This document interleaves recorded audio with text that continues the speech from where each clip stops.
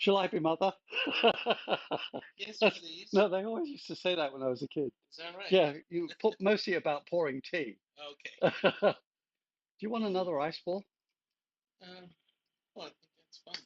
All right.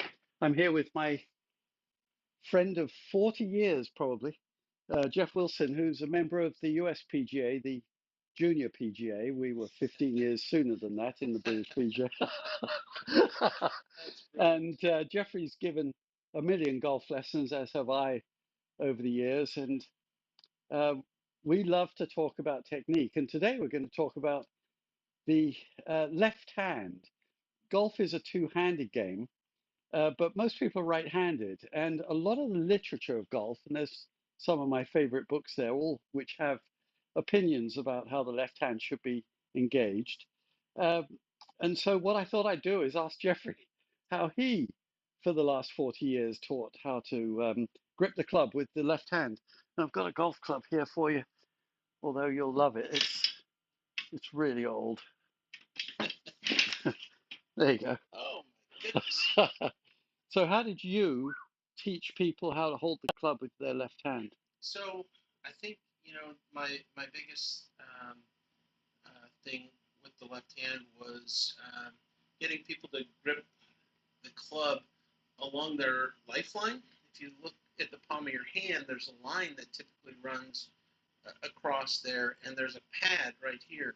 So I've always tried to get people to hold the club um, so that the club is slightly below that pad. Mm, And most importantly, I think there's two different ways of holding it. Um, One would be the short thumb, like I do, right. and then the other would be the long thumb. Yes. Uh, so I've always taught the short thumb. So I've always taught people to take their hand and squeeze their thumb up against their Awesome. fingers and then place their hand on the club so that you can see one and a half and possibly, depending on the individual, possibly two when you look down at it. But Right. What was the benefit to you of the short thumb compared with the long thumb? it just felt like I could rotate the club easier with the short thumb versus the Interesting. long thumb. You're talking about going through the ball. I'm talking about the movement of the club through the ball, Yes.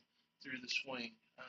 I always felt like, and here's the controversial piece, is I've always felt like I could rotate my hands, which some people call it um, You're going to rotation, say, and some people call it oh, you're talking about Hogan's pronation, supination pronation, stuff?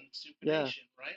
So, so I've always um, felt like I could move my hands um, through the shot a little bit better when I had a short thumb versus Awesome. the long thumb. And I've tried. I Yeah. mean, I've tried both, but I've always felt like teaching with the short thumb has always been more successful than teaching with the long thumb. Fantastic. Yeah. I'm going to do, after you've finished your lovely Eagle Rare, Oh, cheers, by the way, yes. and headed home. I'm going to do some work about describing what the books over the last 100 years of literature say about that. Yeah, it's very interesting. I mean, Mm. when I was a young golf professional, my mentors basically Oh, um, the Silverstein Jeff husband. Silverstein, Bob Husband, Yeah. sat me down and gave me a whole bunch of books to read, which was, required reading for Yes. me before I was able to teach. And it included, Hogan's book. It Right there. included Nicholas's book, Golf My Right there. Way. Yes. Yeah, I mean, yeah, Hogan's Five Lessons. Um, Harvey Pennick's book came along, Right. well after Long after all that. that. But Ben Hogan's talked about the long thumb and the short thumb a lot. yes, And his opinion was that he felt that the long thumb, which he originally adopted and then changed to the short thumb because he felt that the long thumb was not so controllable back here. Now, what's interesting to me is that your assertion that the short thumb made it possible for you to release the club better, easier. Yes. interesting because the long thumb always set the hands a little lower, and that always meant that the club would try to turn over too much, and it was always his biggest problem was hooking. And so he says that he went to the short thumb for more control, but in fact, I think it was partly because it didn't hook as much. I would say that, and I have always been a great hooker of the golf.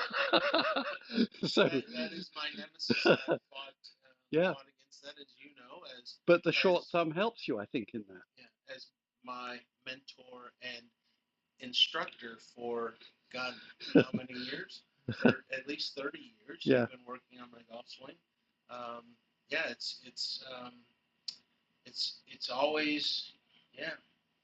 For me, it's always been the short thumb. You know, one of the features about the left Yes, thumb please. that always caught my attention regarding long thumb or short thumb is that the way we're trying to hold the golf club is almost like you're having a tug of war with somebody. And you wouldn't tug of war with your thumb down like this. The the forces in golf are centrifugal, and Yes. they're trying to pull the club away from you. And I think that the ability to resist it in this dimension is actually greatly beneficial and secure. And I think that that comes back to what Ben Hogan said about it being a more secure grip, not to mention the fact that this hooked more, which he Yes. hated. Yeah. And it's interesting. One of the things that I've worked so hard with my students over the years is, you know, you think about that rotation, whatever Right. we want to call it. But I've always talked to my students about rotating like you were hitchhiking backwards, and then you're hitchhiking forwards, and Yes. and that's one of the toughest moves I think in golf, trying to get everything synchronized together.